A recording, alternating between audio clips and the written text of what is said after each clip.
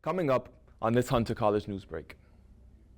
Hear about Hunter students' opinions on train costs and safety. And this Hunter poet's writing is like a unique blend of jazz, herbs, and protests. And how the setter for Hunter's women's volleyball team became a triple threat. All that and more in this Hunter College News Break.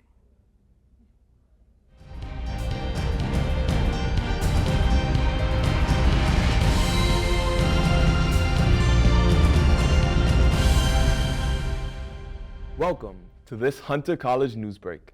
I'm Phill Campbell. And I'm Bautista.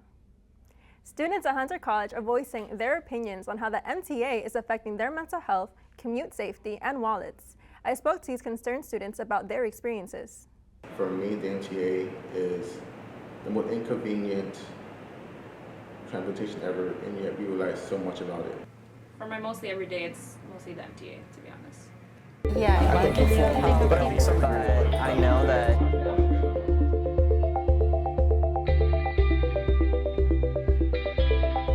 I've definitely noticed that the MTA officials don't really care as much about the people. It's more just like I get it, it's a job, but they aren't as helpful as they used to be when they first started up. I don't know why we have to pay more every year just for them not to improve the tracks, the train conditions, the lack of battery, the lack of support, the lack of security, and yet we're supposed to pay $3 every day just to go to one place to another. Going to school on a late night, if I have to pick up groceries, all of that, it's literally $2.90 plus $2.90 plus $2.90. City bikes, but that's also very expensive, $5 for 30 minutes.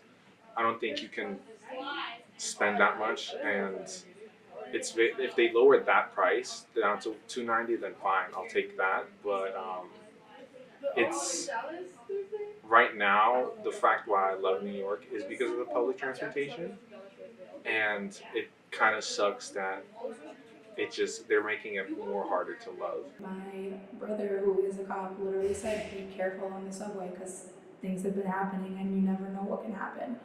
And today, with the subway cars just being packed, because I missed one of the trains, I never know if that train's gonna go off rail. I never know what's happening on the train. So yeah, every time I swipe, it is pretty much a swipe for my life because I never know what's down there on that platform. New York City is home to more than 550 community gardens. As the Bronx Garden transitions into hibernation for the winter, I spoke to neighbors about their experiences there. We water, we plant, we host the schools here. So there are so many things to learn and do when you walk into the doors of Rivers Run Community Garden. Community gardens in the Bronx provided safe havens during the COVID-19 pandemic and continue to do so for neighbors of all ages. The way that they pour into the people of the community and even outside of Co-op City, and they emphasize we are not just for Co-op City. There's people that come from all over the Bronx to come, and they welcome their doors to anybody as long as the doors can stay open. Staff and volunteers are rebuilding beds and enclosures to prepare for the winter, but they say neither cold or construction will stop their community. The social interaction during the winter months, I don't know that we ever really stopped thinking gardening. Because we have monthly meetings where it's on Zoom, and so we get together via that way and we discuss the upcoming year. We also look at classes and encourage members to attend some of the classes that's provided by Green Up and the Botanical Gardens. We have a big holiday party and where everybody's invited and everybody comes and they all come to just have a great time. And so we get together and we just really look forward to the next season. So even as work is underway at Rivers Run Garden, community members are still finding a way to meet up with each other, and they will continue to do so throughout the winter. A Hunter College women's volleyball setter is known for consistency and smarts on and off the court. I spoke to her and her coach to see how she can do it all while graduating early. Hunter College women's volleyball is preparing for their big game against Baruch. The ladies set up the net to practice strikes, blocks, and serves for the big night. I think we feel pretty confident and yet very aware that anything can still happen, and so we're still working really, really hard, staying really determined and focused, and you know, knowing that we have to put the work in and we have to take it one game at a time because, you know, the other teams in the conference really want it too. Bethany Tomanang is the team's only setter. The California native scouted because of her expertise in the sport and stellar grades. She's an excellent student, 3.9 GPA. She was just named CUNY Student Athlete of the Month for September, which is a huge honor. And at this point in time, she's closely in the run-in for Student Athlete of the Year, which is a huge, huge, huge award. First introduced to the sport by her mom, a former volleyball player.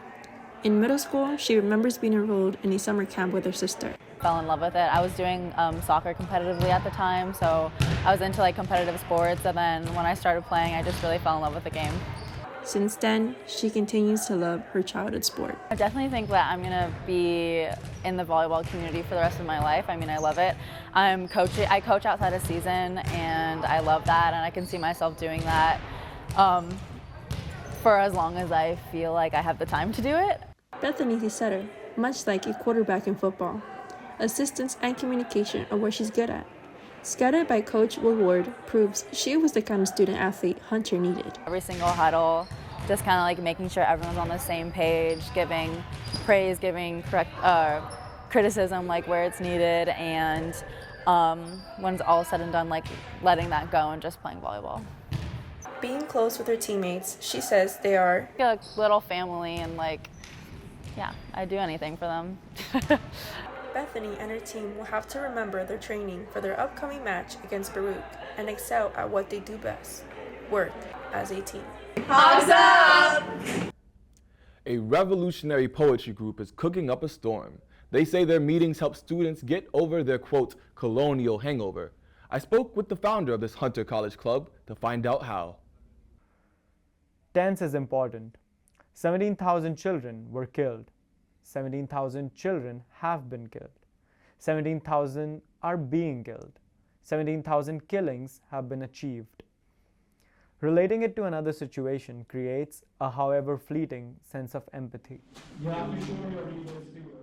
Knisk is the founder of Chai Coffee Lit, a Hunter club where students read, write, and perform revolutionary literature.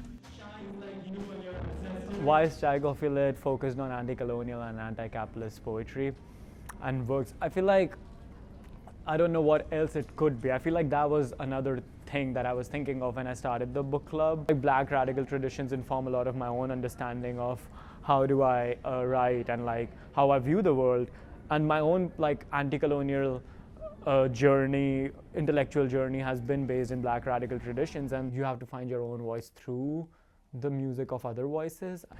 Jazz as a form in itself like defies so many of the bounds of what music could be, and it changes things, and it was like tried to be simplified by people, and like it wasn't. So I feel like it's in itself such a radical movement. The theme for the jazz poetry event this semester was funeral of colonialism, and it was interesting because it was an impromptu movement. Of course we know like colonialism not dead, it's not that easy, but it's like it's just still dead within ourselves, so it was like an intellectual funeral for colonialism. While club meetings are held on campus, Knisk often invites members into their own home. I like cooking chai and food for my friends because I feel like it's also some way I can show up, because I'm not very good with verbally showing up. Kitchen were like the first places where people technically experimented with art. And the history of chai is insane. They started making chai because the spices they started putting, because the cost of black tea was increased by the British in India, and they were like, you know what, we're gonna just throw in a bunch of spices and make it taste good, and now it's so good that they were trying to emulate it. So I guess there's that thing. It's anti-colonial to drink chai low-key. After steeping in the reality of colonialism and brewing up radical poetry, they end the day on a high note with a cup of tea. Kniska refused to share their recipe, but what's your favorite kind of tea? I'm happy you asked. I love all kinds of tea, but my favorite would have to be the sweet kind. Actually, let's go grab a cup. Well, on behalf of everyone in the studio, thank you for watching. We'll see you next year.